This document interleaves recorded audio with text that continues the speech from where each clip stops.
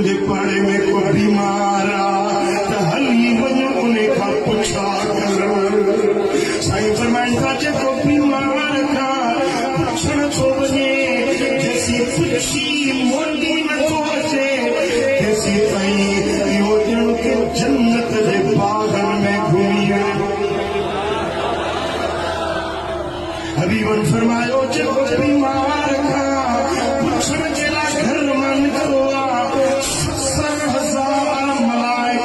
उनजे रहमत ऐं मग़फ़िरत जी दुआ था घुरनि जेसी मोटी घर नथो पहुचे तेसी ताईं 70,000 मलाइक जे रहमत वारे परनि जी छांव में असांजो हाल चाहे